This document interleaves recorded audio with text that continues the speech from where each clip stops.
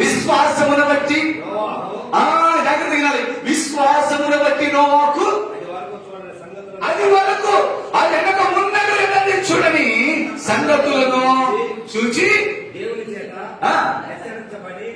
జాగ్రత్త వినాలి. ఇందులో కూడా మనం చూచాం. నన్నేం చెప్పాడు? ఆశీర్వాదాలు వాగ్దానాల కోసం సంతోషపడతాము కానీ హెచ్చరికలు మనం ఎవరు కూడా ఇష్టపడము అని రాసి విన్నాం.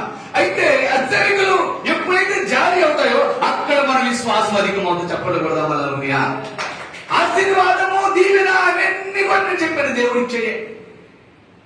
కానీ ఈ హెచ్చరికలు అనేవి నీ జీవితాన్ని పరిమళ వాసనగా మారుస్తాయి. హెచ్చరికలు అనేవి జీవితాన్ని సుగంధ తైలంతో నింపినటువంటిదిగా దేవుడికి ఇష్టమైన బిడ్డగా మార్చుతాయి. చెప్పకూడదా? హల్లెలూయా. నేను నిజంగా బలిపీఠన చేయడు. దేవుడు అనేక పర్యాయాలు నన్ను హెచ్చరిక చేశాడు. నేను ఎక్కడ కూర్చున్నప్పుడు ఒకవేళ నా మనసు అలా మూయినట్టు వెంటనే చాలా పొరపాటు చేస్తున్నాం, వెంటనే నా మైండ్ని మళ్ళా కంట్రోల్ తీసుకుని. ఎందుకంటే ఈ పరిస్థితులు అనుకూలంగా లేనప్పుడు మనసు ఏమైపోతుంది? రూట్ మార్గం చేయిస్తారు. హల్లెలూయా. అలాంటప్పుడు దేవుడు హెచ్చరిక చేస్తాడు. బీకే అని అన్నప్పుడు అంటే నిజంగా చెప్పిన 41 రోజులు ఉపవాసం ఉండగలిగానంటే ఇది నా శక్తి కాదు, దేవుడు నాకు ఇచ్చిన మాట. ఈరోజు నేను తిరిగి కరెక్ట్గా చెప్తున్నాను, అబద్ధం చెప్తున్నాను. మధ్యాహ్నప్పుడు 250 గ్రాముల ఆహారాన్ని మాత్రమే నేను తీసుకున్నాను. నా వెయిట్ ఎంత తెలుసా? 85 కేజీలు ఉండేవాడిని. ఇప్పుడు దరిదాపు 79 కేజీలకు వచ్చింది. వెయిట్ తగ్గిందని కాదు, నా ఆత్మ పవర్లో పెరిగింది. చెప్పకూడదా? హల్లెలూయా. నాకు ఒక నిరీక్షణ వచ్చింది, ఒక ధైర్యం వచ్చింది, ఒక బలం వచ్చింది. పరిశుద్ధాత్మ శక్తితో నింపడానికి దేవుడు నాకు అనేక మార్గాలతో తెలిసాడు. దేవుడు స్తోత్రం కలుగును గాక. హల్లెలూయా. నేను ఎక్కడ చోలిపోలా, ఎందుకంటే లోపల పేగులు చెక్ చేశాను, మనసులో ఆత్మలు అన్నింటినీ చెక్ చేశాను. ఎవ్రీ పార్ట్స్ ప్రాపర్ గా ఉంచాడు. చెప్పకూడదా? హల్లెలూయా. నేను కిడ్నీలు ఎక్కడ పాడైపోతాయి అనుకున్నాను, కాళ్ళు వాసినాయి. ఏంటిది? సడన్ గానే చెక్ చేసిన డౌట్ వచ్చి దేవుడు అన్నాడు, నువ్వు చెక్ చేసుకోలేదు అన్నాడు. కానీ ప్రభు నన్ను మనిషిని కదా తోమాలాగా, నేను కూడా కొంచెం అనుమానం మనిషిని అని ఇప్పుడు చెక్ చేస్తే పక్కా ఉన్నాయి. చెప్పకూడదా? హల్లెలూయా. కొలెస్ట్రాల్ పెరిగిపోయిందేమో అని చెప్పి కొలెస్ట్రాల్ చెక్, ఎందుకంటే నీరసం వచ్చేసింది, కళ్ళు తిరుగుతున్నాయి.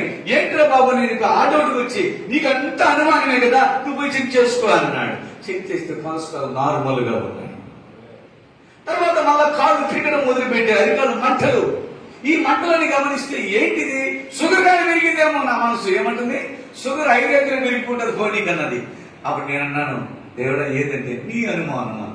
హల్లెలూయా. మళ్ళా వదిలి చేస్తే 87 ఉంటుంది. ఏంటి?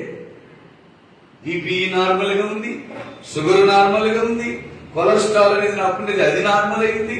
ఆ తర్వాత కిడ్నీలు ప్రాబ్లం ఉందేమని అది అనుమానం వస్తే అది చూస్తే అన్ని పక్కా పెట్టాడు. సపోర్ట్లో కొడదాం. హల్లెలూయా. ప్రభువా నీ మాటను బట్టి నేను నడవడానికి శక్తి ఇచ్చాను. నేను బలహీనుడినే, నీవు మాత్రమో బలవంతుడవయ్యా. నీ బలము నాకు కావాలని ఆశపడ్డా, ఆ బలమును అందుకోవడానికి నేను సిద్ధపడుతున్నా. చెప్పకూడదా? హల్లెలూయా. విశ్వాసహీనుడిగా కనబడడానికి ఈబ్రీ పత్రిక 11:7 ఉన్నది ఏమంటమ్మా?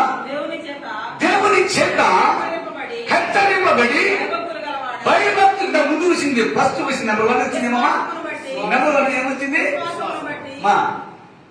నెంబర్ 1 ఏమొచ్చింది? భయభక్తులని వచ్చింది. అంటే నెంబర్ 1 నోవాహులో ఏముంది?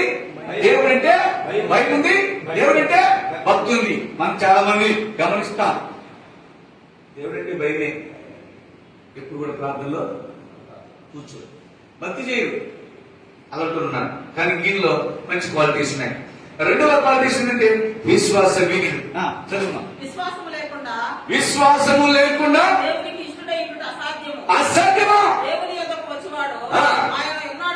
ఆయన ఉన్నాడని తన వెతుకు వారికి దయచేయవాడని నమ్మాలి కదా. విశ్వాసమును బట్టి అది వరకు చూడని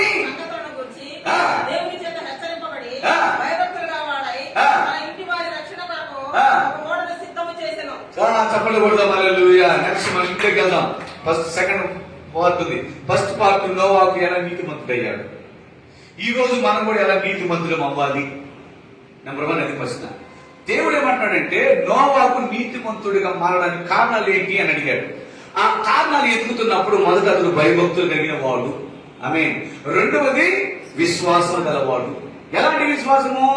ఆయన నాకు అంటున్నాడు దేవుడు విశ్వాస వీరుడు అన్నాడు దేవుడు, ఆమేన్. అంటే దాని అర్థం ఏంటంటే దానిలో కించంత కూడా అవిశ్వాసం మనకు చూడలేదు. ఒకవేళ అనుకోవచ్చు, ఇది ఇంతమందిని వదిలేసి నన్ను ఒక్కడిని దేవుడు కాపాడుతాడా? రావచ్చు కదా సందేహము. రాలే. నెంబర్ 2 అందులో తర్వాత మూడవది ఏంటంటే దేవుని ప్రేమించువాడు.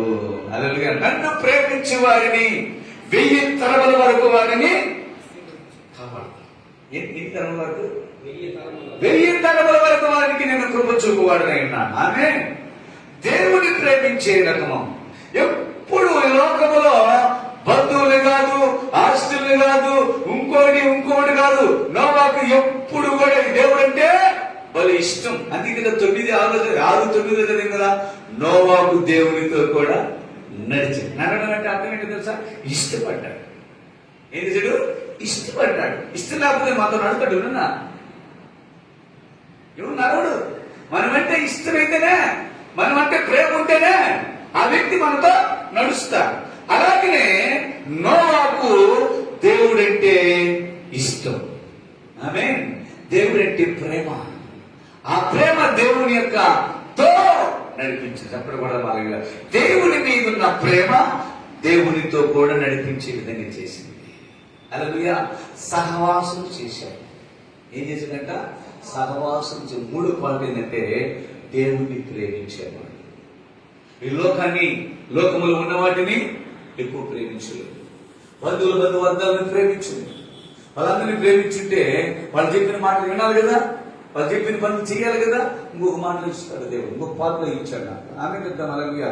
ఇప్పుడు 3వ మాట ఏంటంటే ఎక్కువగా దేవుణ్ణి ప్రేమించేవాడు. 4వ మాట చూద్దాం. ప్రార్థనా పరుడు. చెప్పకూడదా మలగా? ఎన్నమాట? ప్రార్థనా పరుడు. ఎప్పుడు కూడా దేవునికి. అందుకే నోవాహు జలప్రళయం వచ్చిన తర్వాత కూడా శ్రేష్టమైనటువంటి వాటిలో పవిత్రమైనవి తీసుకొని వచ్చి ఏం చేశాడు తెలుసా? బలి అర్పించను. ఏంటంట? బలి అర్పించను. నోవాహు ఆదికాండములోనే ప్రియమైన దేవుని బిడ్డలు మనం చూస్తే 9వ అధ్యాయము లేదా 8వ అధ్యాయము చివరిలో ఒక మాట ఉంటుంది. మీరు చూడండి అక్కడ